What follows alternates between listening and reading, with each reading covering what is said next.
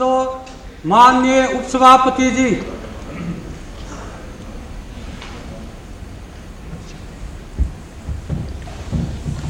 कौन है? Arun Jaitley ji.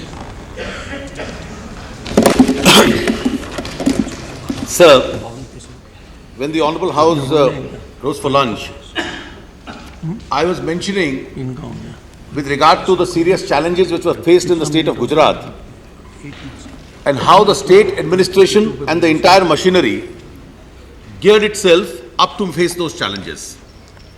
I was also mentioning that pursuant to the unanimous resolution of this Honourable House on 6th of May 2002, there are several steps which the state government and the central government had taken. I had mentioned that there was a time where on account of the unfortunate developments in the state, as high a figure as 1,35,000 people were in the relief camps. It was an enormous challenge. Some had lost their houses, some had been injured, some had lost their near and dear ones, and the entire arrangement of rehabilitation had to be made even outside the relief camps. As of today, this figure of 1,35,000, only about 12,000 people are left as far as the relief camps are concerned. To almost all identified cases where deaths took place, compensations have been paid, injury compensations have been paid. A question is being raised, kahan diye gaye? I can give you the actual figures. That amongst the identified dead bodies, 771 cases death compensation, 2012 cases injury compensation, cash doles to the victims, 41,694, household compensations for household articles, 32,000. Those who lost their earning assets, 13,300, these are the ones which have actually been already paid. Shops, showrooms, insurance claims, every institution and instrumentality of the government has been put into action to make sure that the rehabilitation takes place. Agencies like the Life Insurance Corporation, the GICs agencies, the banks were all told to expeditiously deal with all the claims, and I have the list of all the figures how each of these agencies has in the last 3-4 months been acting in order to rehabilitate people. Houses are being rebuilt, people are being sent back to their houses, but some people,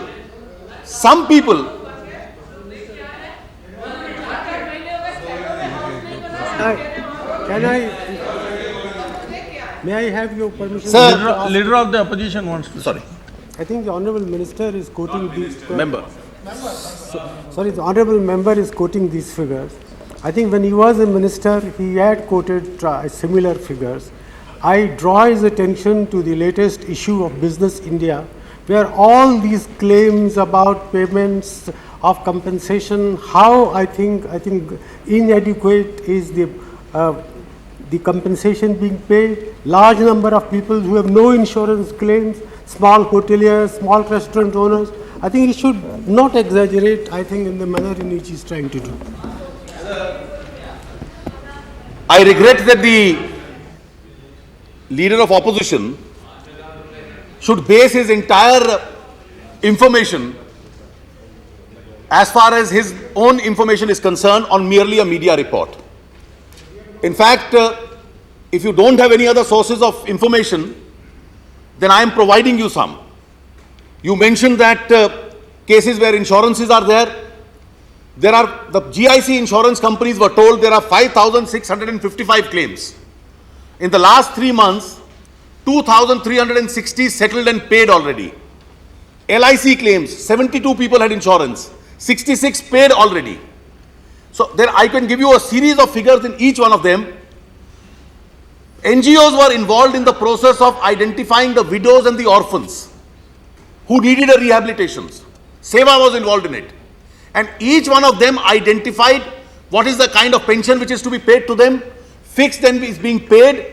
In cases where there is a problem with regard to identification, there are various channels. Senior secretaries of the government have been identified with each and every district in the state in order to identify as to and decide wherever some disputes with regard to identification or other such disputes as such have arisen. Sir, I mention this because a campaign was carried out with regard to what are the conditions in the relief camps. Water, sanitation, medical. Several arrangements were made. In fact, the leader of the opposition could verify, because Congress party is in power in the Ahmedabad Municipal Corporation. The municipal corporation also had a responsibility to discharge with regard to water and sanitation. Various agencies of the state were involved in the whole process. So when I mentioned the figure that only about 12,000 people are left in the relief camps, people are going home. Some news items appear in one or two areas. Problems did arise when people went home, but those problems were tackled by the determination of the district administration. A large number of people from the villages were organized, as I had already mentioned, to in fact go and bring them back in order to build a sense of confidence.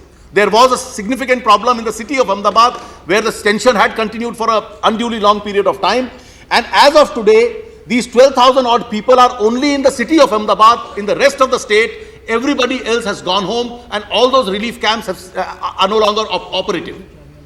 At least 8 to 10 cases were filed in the Gujarat High Court. What are the conditions in the relief camp? Is any relief camp being forcibly closed? Courts have already perused the matters, pronounced upon them, and given some favorable judgments with regard to the officers of the state government who were involved in the matter of assisting the relief camps. Most of the relief camps are run by the non-government organization. The state takes upon itself the responsibility of ration, food, medicines, etc. And each one of them has been scrutinized as far as the courts are concerned. Now, what are the other symptoms in the state? You've had panchayat elections in the state during this period. 75% plus polling percentage in the panchayat elections. You had examinations, and those who did not want the examinations to go through peacefully, there were calls given by some people to the students to boycott examinations. The government no longer, the government. It is court's case.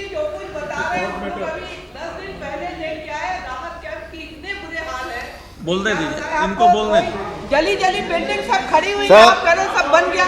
45 रुपए 100 रुपए check दिए गए लोगों को। आपका number आएगा तब बोलिए। वो चेक लेके घूम रहे हैं, फोटो स्टेट करा के। बोलने दीजिए। और इतनी अच्छी पिक्चर खींच रहे हैं जैसे वहाँ कोई समय कम है, बहुत लोगों को बोलना है, आप इंटरप्ट मत करिए। हम आपको बताना चाह रहे हैं, ये सारे आपका जब नंबर आएगा तब बोलिए। नहीं मानना चाह रहे। I am very grateful to the honorable member from the Congress benches who mentioned that in 2 districts no panchayat elections have been held. He is right that in the 2 districts where there were court injunctions and court cases pending, it was not held. Otherwise, in the state, panchayat elections with 75% voting have been held. Examination despite boycott calls. How do you get 98% attendance? Some students from the relief camps complained that they appeared, but they were not in a position to in a state of mind to prepare for the examinations, even though they went and appeared. The state government told the court that we will, for these students in the relief camp, have one more opportunity for the examinations. Even those have been held by the state government. Political activity. I have read today the statement of the Congress party leaders there. They are going to hold rallies in every district of the state. They have a full right to do so. But if you can hold rallies in every district of the state, the situation in the state is normal for political activity. Your leader has gone and addressed rallies in the state even when there was curfew in a part of Ahmedabad town.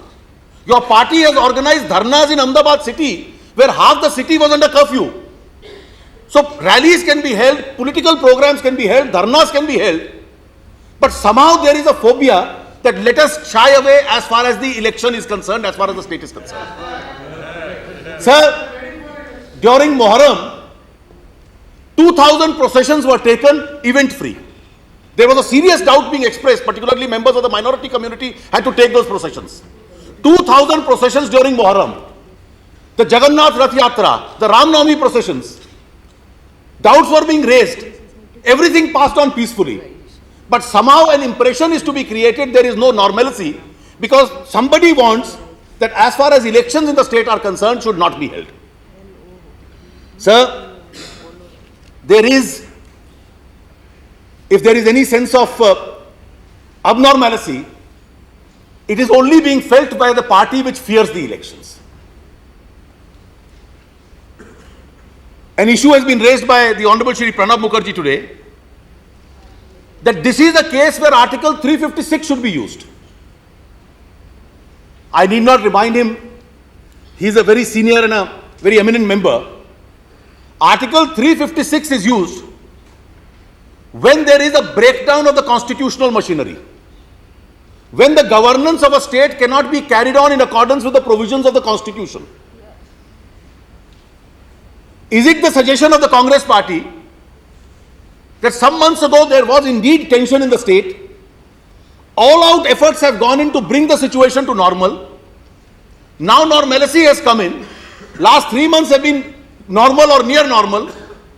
And this normal situation should go down as being interpreted by the government as a breakdown of the constitutional machinery. In a state where trading activity is normal, business is normal, educational institutions are normal, political activity has started. Even the victims of the riots, the unfortunate victims in large numbers, over 90% have gone back home. Once this situation has been achieved, let me say with a sense of deep regret, it would be, let alone imposition, even to suggest that this should be construed as breakdown of constitutional machinery, would be something which any student of constitutional law would even shudder to suggest. The normalcy has returned, conditions of breakdown do not exist, but this should be treated as a 356 situation. No such situation. The Justice Sarkaria Commission, when they made their recommendations, law and order is not a breakdown of constitutional machinery. These are repeated recommendations which have been made in the Sarkaria Commission recommendation on center-state relations. Merely because incidents have taken place in a state and the machinery of the state strives to bring normalcy, to say that this is a breakdown of constitutional machinery. When we last discussed this issue, prior to 6th of May, issues were raised. What about all these criminal cases? The Honorable Leader of Opposition was disputing some of those figures. Well, I have not seen anybody who can effectively dispute those figures. Those suggestions have been made. I stand by every figure I had said in the course of that debate. 5 major cases had taken place. 1 Godhra and 4 subsequent to Godhra, where several innocent people died. In each of those cases, despite the pressure on the law and order machinery, within the stipulated days of 90 days, completed or incomplete charge sheets were filed to make sure that people don't get released on bails.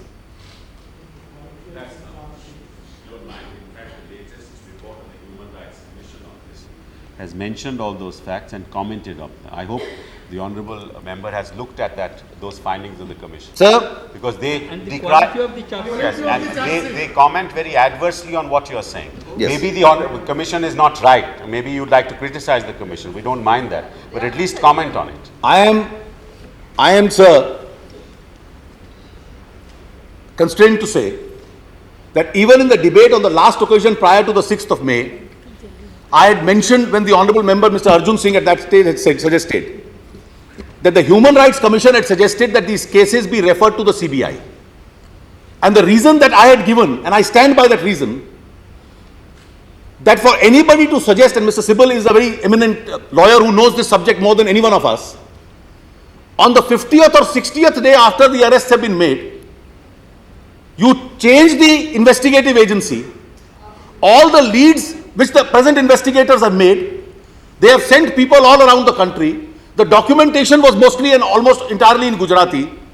You change it, the possibility of the CBI being able to complete investigation in the balance 20-30 days and being able to file charge sheets was almost negligible.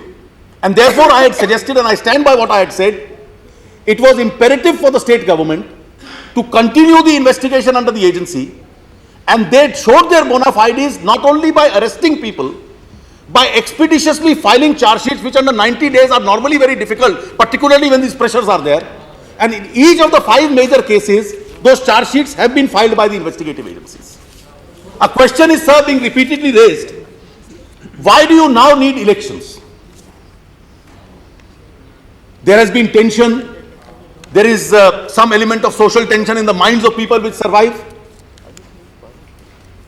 The entire campaign has been against the state government and against the chief minister, that your handling of the situation is absolutely not free from doubt. Strong criticism has been made, and in every debate demands have been made that you must now submit your resignation on moral grounds. Now the chief minister stands up and says, the state government says, this is what we have done. And in a democracy, we are prepared to go back to the people and let the people decide whether we must continue or not continue. He accepts your challenge. When you say that your handling is absolutely without competence, it is not fair, all kinds of allegations have been made. A whole campaign against the state has been carried out at one stage.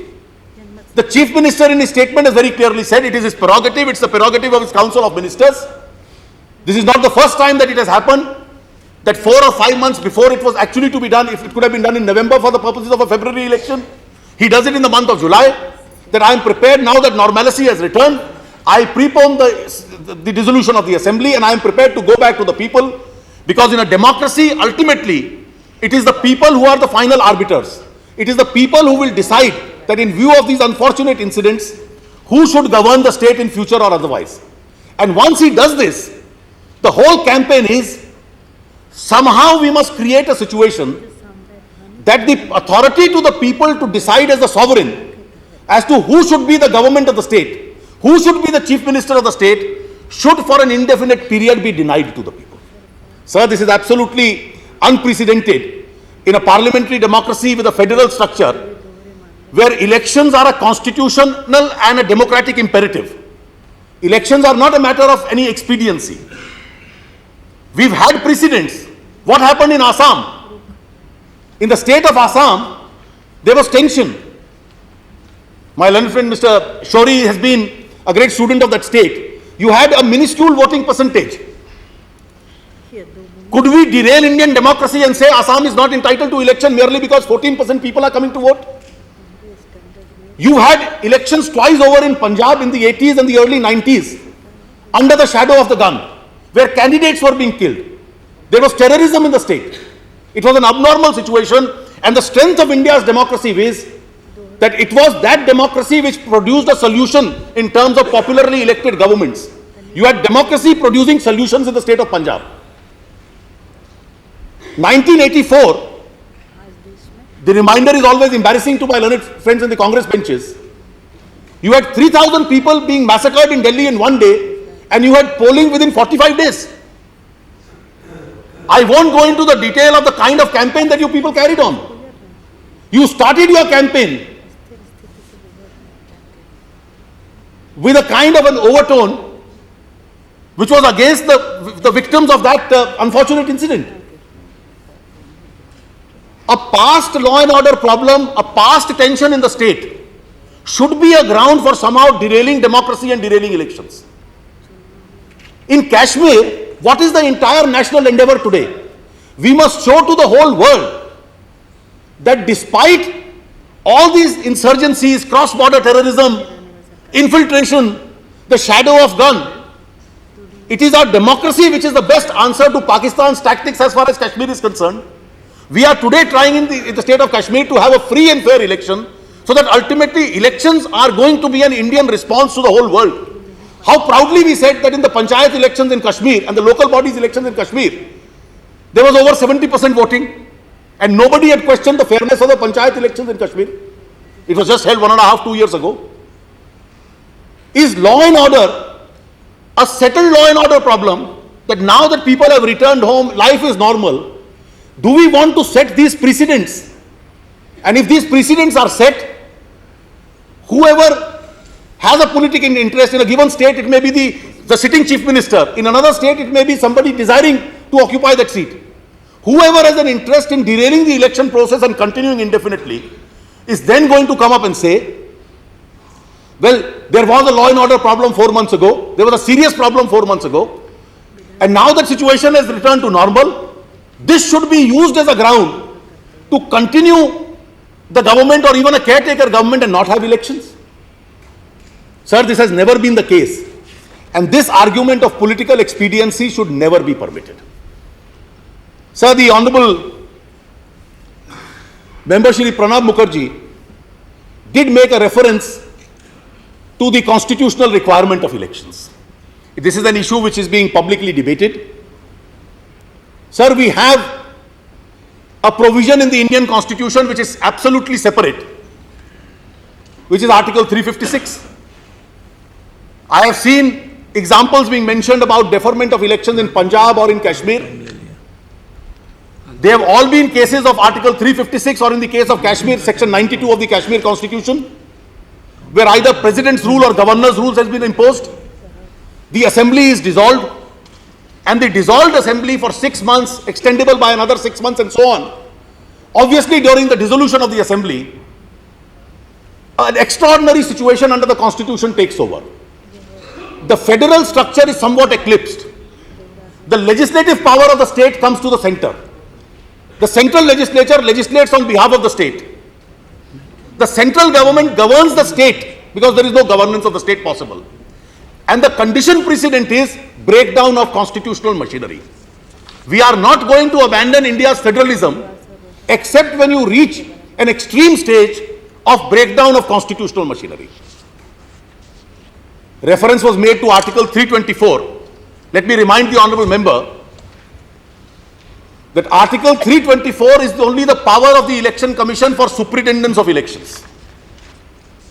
This is just to remind you that you have 50 minutes, you have taken 30 minutes, I have no problem. I'll conclude in the next. I have no problem, you have 4 more speakers. Problem is... So I'll just, thank you very much, sir. I'll just complete in the next 3-4 minutes. Under Article 324, the Election Commission has the power to issue directives. The Election Commission has the power to decide the dates of election. These are all powers under Article 324. But Article 324 is never used in derogation of, in contravention of the existing law. It can only be used where there is an unoccupied space, that is where there is no legislation. And here, let alone a legislation, Article 174 conclusively occupies the legislative space. What is the spirit and rationale behind Article 174? 174 says 3 things. Firstly, the governor has a power to prorogue an assembly. The governor has a power to dissolve an assembly. And thirdly, the same article which talks in terms of proroguing and in talks in terms of dissolution of the assembly also says how assembly is to be called, and then mandates that between 2 sessions of the assembly, 6 months should not elapse. The same article which speaks of proroguing, the same article which speaks of dissolution, then mandates that in between 2 sessions, 6 months should not elapse. There is a democratic and a constitutional rationale behind it. Unless there is a breakdown of the constitutional machinery where Article 356 will govern the field. In other situations, accountability, and yes, Mr. Pranab Mukherjee, you were right. I borrow your argument, accountability is through the legislature. Chief ministers are accountable, council of ministers is accountable through the legislature. Lawmaking is done in the legislature. The 6-month situation, which now this new argument which is being invented, must relate only to proroguing and not to dissolution, which in simpler words you said, must relate only to the same assembly and not to the next assembly. The words same assembly were never put in Article 174 by the Constituent Assembly. What the Constituent Assembly very clearly and categorically said was, governors can prorogue, governors can dissolve, but between 2 sessions, not more than 6 months. Because if more than 6 months elapse, and if I take your argument that it goes on indefinitely, then why, Mr. Modi, any other chief minister, a strange situation will develop. Under 356, legislative power belongs to the central parliament. Under 174, nobody has the legislative power indefinitely. The state does not have a legislature. Therefore, the rationale is, don't allow more than 6 months to lapse. Once dissolution takes place, hold elections immediately, because otherwise nobody has a legislative power. And you cannot have a caretaker chief minister who should go on indefinitely. That doesn't augur well for democracy. And that is why the rationale is not because you must not have a caretaker chief minister going on indefinitely. So have 356 even though there is no constitutional breakdown. The answer is, therefore have elections immediately. Don't allow more than 6 months to elapse. So your entire argument when you say that you must not have unaccountable chief ministers, I agree with your argument, and that is the reason in a situation where there is no breakdown of constitutional machinery, you cannot have unaccountable chief ministers, and that is why 174 has to be given a meaning which its plain reading gives, that you must hold elections in such a manner that 6 months between two sessions of the assembly are not allowed to lapse. This has never happened in India in the last 50 years, and I regret to say this should not be allowed to happen, because if this does happen, it will be an interpretation to Article 174 which was not given. It will be a bad precedent. The Election Commission has a power to hold elections. It has the power to fix the dates, but the power is circumscribed by the requirements of Article 174. And I think the situation in the state has come where people must be allowed to be the eventual arbiters and decide who for the next 5 years must govern the state. The fear of one political group or the other should not be allowed to come in way of trying to derail the electoral or the democratic process. Thank you, sir. Thank you. Sri C. Ramchandraya. You have 13 minutes, please. No, I don't take, sir. I will take only 5 minutes. Oh, good. Thank you. Sir, Telugu Desam Party is a party deeply committed to secularism, harmony and social justice. The party has been consistently expressing its concern about events in Gujarat. The unfortunate developments that took place in Gujarat negate the very foundations of our composite society. After the widespread violence in the state, the process of providing relief and rehabilitation to the unfortunate victims need to be completed in all respects.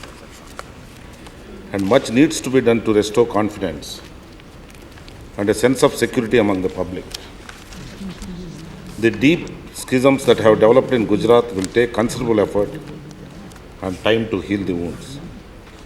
And given the significance of the developments in Gujarat for the country's future, all parties need to come together for restoring complete normalcy in the state. Dissolution of the assembly and the conduct of elections cannot be the overriding priority in Gujarat at this stage. Thank you, sir.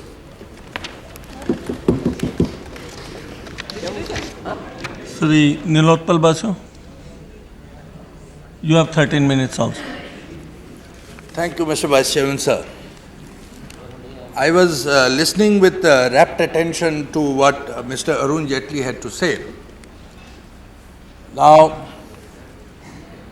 that there was not a normal situation in Gujarat for days together is something which was admitted by this very government by joining hands with the opposition to pass the unanimous resolution and accepting that an intervention by the central government under Article 355 of the Constitution is an ample proof to that fact. Now the point is that what that resolution which all of us together passed in this august house, what normalcy we intended to restore, and the responsibility of restoring that was taken by no less than the Home Minister himself, and who subsequently has been elevated to the post of Deputy Prime Minister. Now, by restoring constitution rule of law, we mean certain responsibilities by the state government. Mr. Jaitley was making a number of points and dishing out certain information about how well the relief and rehabilitation has been organized by the state government with the help of the central government. Now, I have before me certain affidavits. I am not depending entirely, as Mr. Jaitley was advising the Honorable Leader of the Opposition, on press reports, but these are actually extracts of affidavits filed by the victims in courts of law. So, one of the affidavits made by Asghar Khan Babu Khan Pathan, aged 30 years, a labourer, formerly resident of Darbar Nagar, Navapura, Vatwa, Ahmedabad, residing at the Jahangir Nagar Relief Camp, camp number 9, Vatwa. He says, at present, about 600 people are still taking shelter in the same place where the camp existed till June 1. Camp is not there, but 600 people are living in that place under the open sky. No relief is being given to the camp organizer as the collectorate has already closed down the camp. All 600 of us are now depending upon private parties for food. I have not yet received any compensation amount, including the amount of rupees 1,250 for loss of utensils, which the state government is required to give as per the GR. I have received no compensation for the loss of my home, a loss that amounts to rupees 50,000. Sir, with your permission, I now quote from another affidavit given in the court, High Court, Gujarat High Court. This is from Rafiq Bhai, son of Jamal Bhai Lohar, aged 46 years, a welder by profession from Idar, Sabarkantha district, residing at the Muslim Sankalan Samiti Relief Camp, Nazirabad, Panpur, Char Rasta, Ahmedabad.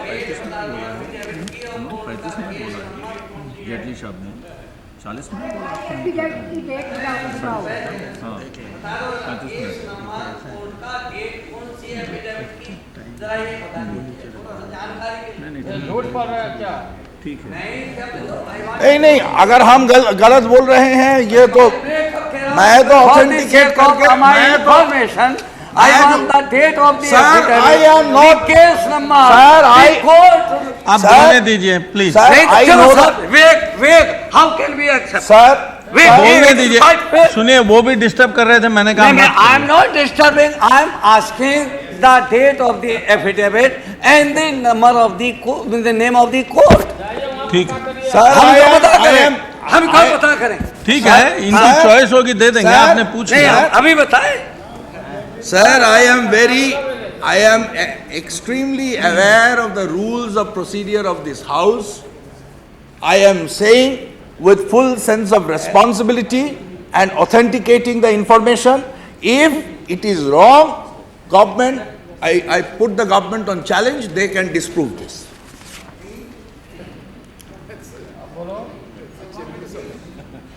Only, sir. नहीं बताओ, सुनिए, जो बोल आप जबरदस्ती नहीं कर सकते कोई से। बोलना है हमें, हम नहीं बोलेंगे, बाकी नहीं बोलेंगे। अगर हम गलत बोल रहे हैं, सरकार को चुनौती देते हैं, वो प्रमाण कर दे कि वो गलत है। ओहो, नहीं बताएं। सुनिए, आप नहीं बताएं, कोई जबरदस्ती नहीं हो आप तय नहीं करोगे, मैं क्या बोलूं? अपनी बात कह दी, अब उनकी मर्जी है। वो मंत्री थोड़ी है कि जबरदस्ती करोगे। नहीं बोलेंगे, नहीं बोलेंगे। हाँ बोलिए, गुस्सा मत करिए। हरगिज नहीं बोलेंगे। बासु जी, आप गुस्सा गलत बोल रहे हैं, आप साबित कर दीजिए। Mister Basu, why are you getting angry? जब मंत्री बनेगा इतना बना इनका तो तकदीर में है नहीं मंत्री बन। बोलिए। संगठन से भी गया।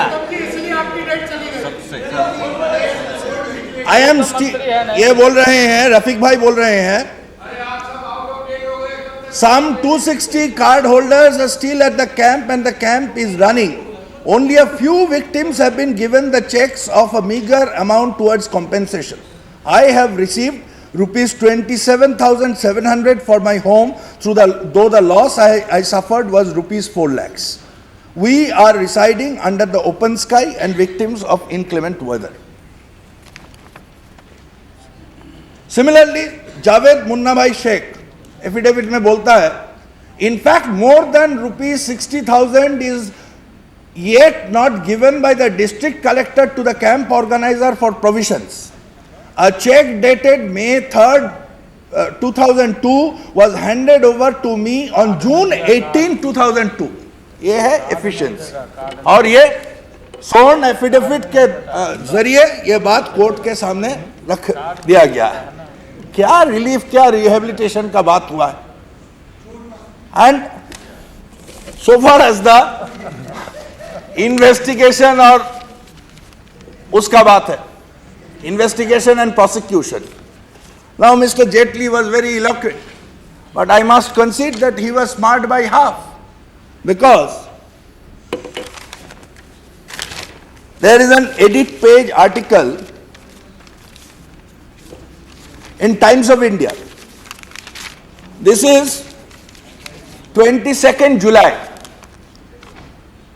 The caption is Gujarat cover up, justice still light years away. This is by the editor of the Ahmedabad edition of Times of India, Kingshuk Nag. He says, he quotes from the charge sheet. ये जो that Ehsan Jafri case, Gulbarga society, I quote from the charge sheet. The charge sheet in both the cases virtually begins with the defense of the accused and paints the victims as instigators. Quote, it was after the firing by Jafri on members of the mob, within bracket of 20,000, that the mob got violent and attacked the locality, says the charge sheet in the Gulbarga case. Justice Ravani, who was a former Chief Justice of Rajasthan, says, in my long career in the profession, I have not seen such charge sheets that show the way to the defense counsel about what line they could possibly take. And same kind of charge sheet in Best Bakery case, on which the National Human Rights Commission has commented adversely. Now, Mr. Jaitley says that handing over the cases to CBI would have weakened the charge sheets, would have created a situation where charge sheets could never be filed. But what is the answer to this question, that you prepare the charge sheet in a manner which shows the ground for the successful defense of the perpetrators of a crime which has made the whole country to hang their heads in shame? I don't know.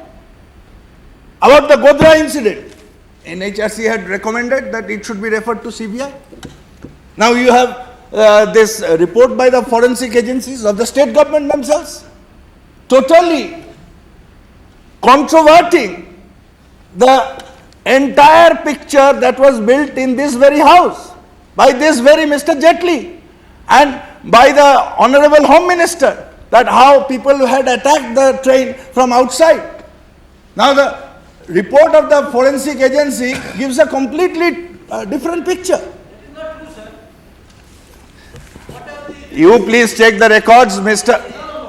What does the report say? Mr. The report Poon. only says it was not thrown from the window, it was thrown by the other room. But That's all. the statements by the government and the ruling party members have been made in this house. How the vivid picturesque descriptions were given here, that how attackers came from the outside and attacked the train. Interrupt मत करिए But the whole conspiracy अगर आप लोग theory. बीच बीच में बोलेंगे No, समय ज्यादा लगेगा. just one Sir, नहीं, सुनिए. sir, I have not yielded. Sir, I If have he he is not yielded. yielded, you can't interrupt. Let him Please. put his objection from his seat. He No, no. cannot say stand आप from भी my बैठ seat. जाइए. I don't need your I help. am standing from my seat. No, no, but still you please don't He is rising interrupt. from someone is not seat. Thank you No for correct, helping sir. me, but I don't need it. No, Basu sir, की sir, बोलिए. but I tell you, Mr. Poonju doesn't have the card sheet. You are right, you are right. Please go to your seat. Mr. if you Mr. want to Poonju speak. doesn't have This the is courtesy not of right. even asking You whether cannot I am speak eating or anything not. from there. And anything you speak from there will not go on record. So much so for parliamentary etiquette. I don't expect these things from them. But the point remains that within 24 hours of the incident, we heard great conspiracy theories. ISI involvement of people attacking the train from outside. Now the forensic agency report has completely demolished the description which was authentically dished out by the government at that point of time. Now, the NHRC had expressly pointed out that these 4 or 5 major cases, the Godhra incident, the Naroda Pataya massacre, the Gulbarga Society massacre, the Best Bakery case in Baroda, all these should be referred to the CBI. And as Mr. Jaitley was still defending, sir, I have to be allowed because I have just started and a lot of disturbances have been there. You have to take that into consideration. Time was wasted, sir. बोलिए बोलिए आप बोलते Sir, therefore, in all these charge sheets, in the Best Bakery case, in the Best Bakery case in Vadodara, where 12 persons were killed by a mob of 1,000 people, the police has done one better. They have booked one Muslim, Yasin Ali Bhai Khokar, among others, and charged him with murder, robbery and arson. The Vadodara Police Commissioner says that Yasin had been booked on the testimony of a Muslim girl, but is nonplussed when told that nobody is likely to buy this. Similar cases are there. Other charge sheets also. And we have seen, sir, in this period, after the passing of the resolution by this August House on May 6th, almost 500 police and other civil administration officers who have been observed by different independent groups to be functioning in the spirit of the constitution. Sir, I was also there as part of a left front team which has collected some relief material on 8th and 9th of June in Ahmedabad, in Godhra. We have gone, we have talked to the relatives of those who were victims in the Godhra tragedy. And everybody is saying that the district commissioner, the district magistrate and the superintendent of police of Godhra district, they had done commendable work. In Godhra proper, there was no riots subsequent to the 27th incident. They have been transferred out. There are examples galore that efficient officers who have handled ably the law and order situation, they have been transferred. So this is how the spirit of the resolution have been implemented by the Gujarat government with the able assistance and able intervention of the central government as dictated by that particular resolution. Now, sir, Mr. Jaitley was talking a lot about accountability. Now, can I ask the Minister of Home, who will be replying to our debate, that why the Gujarat Assembly and why the Gujarat government for the last 3.5 months could show semblance of accountability by having one sitting of the House organized between 4th of April and 19th of July? Because relief measures were being taken. Several controversies were there, several questions were being raised. So many of these issues could have been incontrovertibly refuted by the state government had they held the assembly session. Why accountability for only, after 6 months assembly has to meet, even if it is a new assembly. But when the assembly is alive, for 3.5 months there cannot be any assembly session. How the 2.5 months become so crucial? We are not arguing here for a particular date of the assembly elections. We are not here. But definitely we are here to defend the unabridged right of the election commission which has been given in Article 324 of the Constitution, of superintendence, of holding, of organizing the election. On which date election will take place, whether it is sooner or later, that is not the question. Whether the situation is right for holding a free and fair polls, that is the question. Now, no amount of one-sided dishing out of information. I have quoted from counter of affidavits. how the prosecution has proceeded to allow the culprits to save and save themselves and go scot-free. This is the way investigation and prosecution will continue. This is how rule of law and the constitutional provisions will be maintained in that state. And whether absence of violence in itself is peace, whether absence of violent incidents where peace is maintained by the special deployment of about 20,000 security forces on the day of the Rath Yatra is an ample enough proof for having the right kind of atmosphere for holding the elections. That is something which has to be subjected to the independent scrutiny of the Election Commission. Can I ask the treasury benches, why is it that BJP, soon after dissolving the House, what the governor was supposed to do?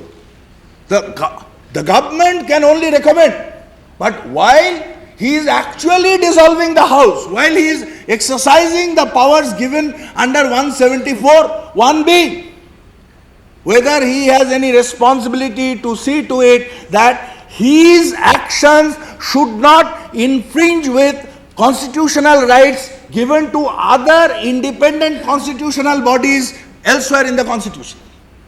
Whether his action will infringe on the rights of the Election Commission.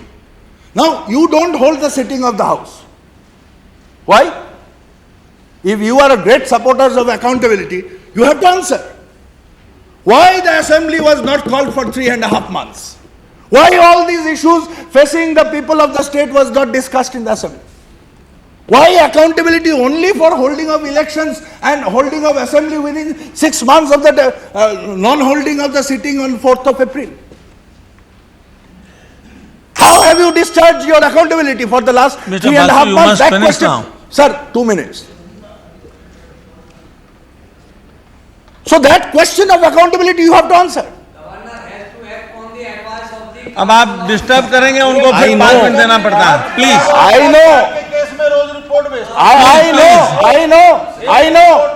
I know you will. Gautam ji मत disturb मत करिए I know, therefore I also remember what this government wrote in the presidential address in 1999, that we will not appoint any person having a certain political orientation in the office of the governors. We will make a clean break with the past Congress practices. That was written in the election manifesto. That was written, and now we know that why state after state we are having the kind of, but I don't want to go into that, sir. I am specifically questioning the constitutional role that is being placed by this particular governor. We have not heard him in between. When we heard, when he made this comment, suddenly, out of the blue, that the situation is ripe for holding new elections in Gujarat. Before that, in May, June, it is the media who brought out reports showing that survey papers being conducted by the state BJP, what are the electoral prospects, where particularly carnage has taken place. Therefore,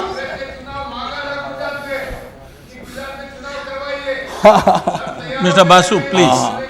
Your 2 minutes are election also तो over. अब भी होनी है, आपको अब भी पिटना है, लेकिन सवाल ये है चुनाव आयोग का अधिकार रहेगा या नहीं, कब चुनाव होगी। बहस इस बात को लेकर बहस इस बात की कि कब चुनाव होगी, जब चुनाव आयोग तय करेगा स्वतंत्र रूप से, ये हमारा कहना है। इसीलिए what we are saying, the government of India has failed miserably in honoring the unanimous resolution that they have adopted along with the opposition in this very house. Because what is happening in the name of investigation, in the name of prosecution, in the name of distribution of relief and rehabilitation, it's a sham. And people are commenting on that. It is not the opposition, but independent constitutional bodies are commenting on that.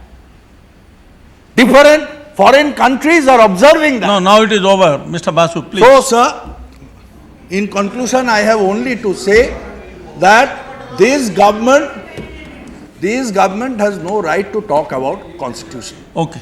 And therefore, the constitutional powers of the election commission can never be challenged and election will be held.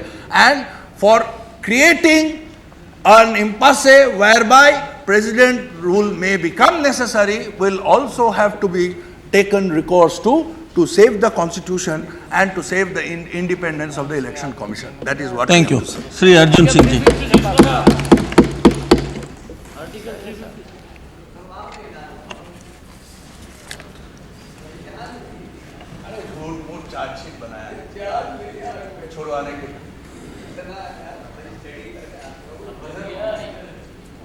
Nilabodji, can I have the benefit of Gautam ji's attention now?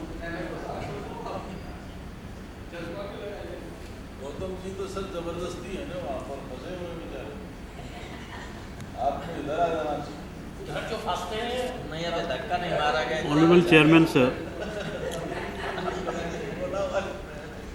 I am grateful to you for this opportunity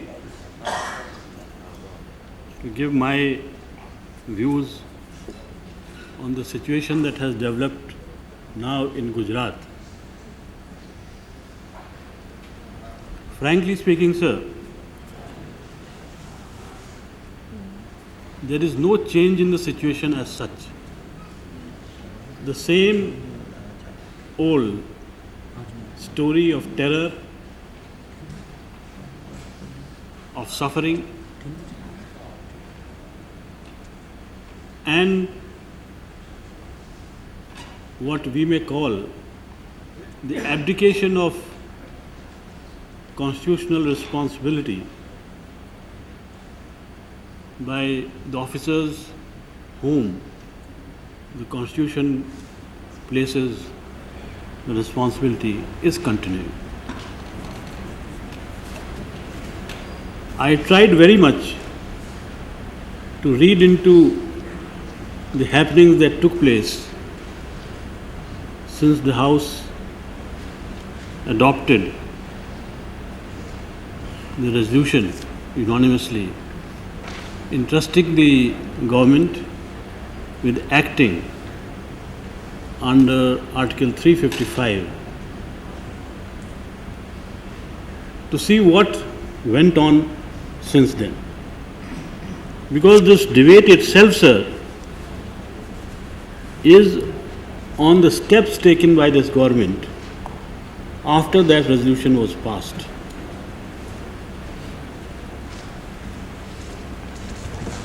We depend on press reports, we depend on what we saw happening here in the forum of this government in Delhi.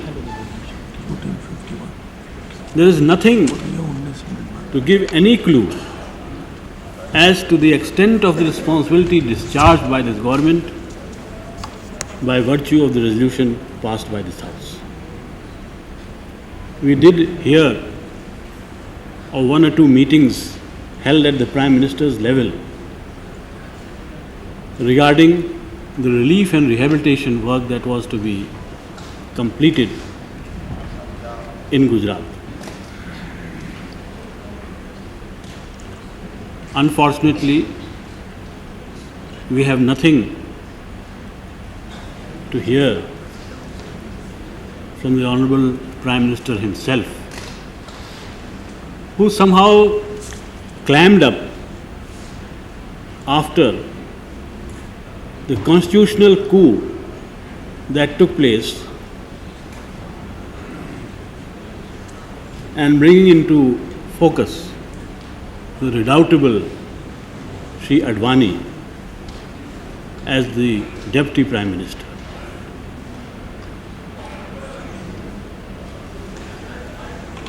The first we heard of what is in store now for in Gujarat was from none else but Sri Advani himself, who on his last tour to the state, as an afterthought almost, added that now the state is ready for elections after the monsoons. Many of us thought that perhaps this was one of those peremptory advices that he is accustomed to giving. But this whole drama actually started from that day. In the broader scheme of things, we know how at every step the Deputy Prime Minister spoke up for the government of Gujarat, trying to protect it, trying to promote it, and also trying to commend it for what was, in my view, the most distressing and shameful act of any government in independent India at the state level. Then he gives the advice that yes, now elections can be held. Since the resolution was passed, we are not aware of the steps taken by this government to carry out the responsibilities that Article 355 invests in them. We have not heard from anybody of consequence as to how many people are still homeless, who have not been given any relief, how many are still inhabiting those relief camps which are but nothing but centers of painful existence for people, men, women and children who for no fault of theirs are being subjected to the hardships that are being heaped upon them. Obviously, one cannot but come to the conclusion that this is part of a grand design which the Deputy Prime Minister, in his scheme of things, feels this country deserves. Dutifully, Mr. Modi follows his advice, gets the House dissolved, the Governor says that now elections have to be held. And now the country is faced with the dilemma that it is faced today. Chairman sir, I do not want to accuse anyone of anything in particular, but there is hardly anything left in Gujarat which has not been done, which should not have been done by any civilized government in this country. We have to go for an election. Nobody is afraid of an election because elections are part of the constitutional framework of democracy in this country. But when elections are sought to be brought about under contrived situations, the constitution is manipulated,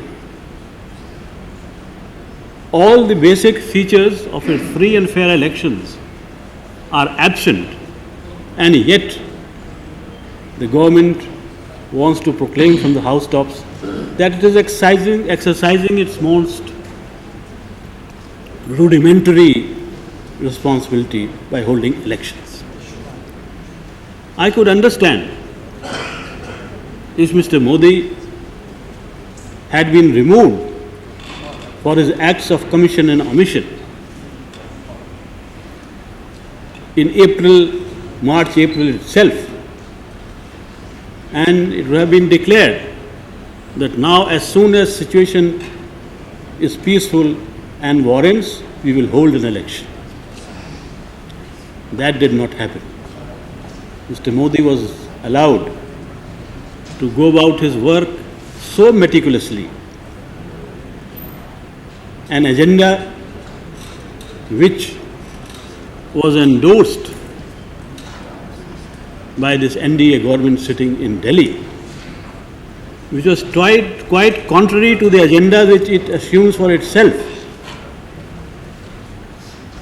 Now, when that agenda, which did not receive any mandate from the people of this country, has brought Gujarat and the land of Gandhi to the end of its tether, elections are being brought in. And what for? Not to relieve the people of that state from the sufferings that they are undergoing, not to bring in any new scheme or plan which would give succor and sustenance to the economy there, to the farmers, the workers, or any segment of society. The election there is only needed to put the stamp.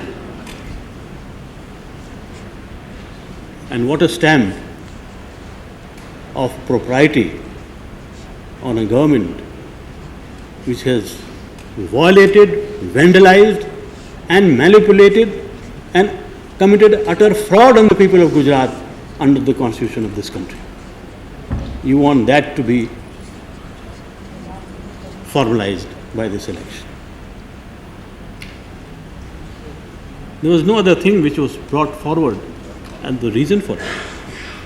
There was no explanation either in the statement of Mr. Modi while resigning or in the statement of the governor while dissolving the house. Everything seems to be clockwork for the ultimate objective, which is part of a design, and I say very clearly part of a design to wreck the constitution of this country. Because there are some people who would prefer another kind of dispensation in this country, certainly not according to the democratic traditions of this house or this country, but as a prelude to usher in the kind of government, the kind of atmosphere which only fascism breathes. It is in this context, sir, that I am appealing to this house. We are reading in the newspapers that tremendous pressure is being brought to bear on a constitutional authority, the Election Commission of India. What, may I ask, is this pressure for? Is the Election Commission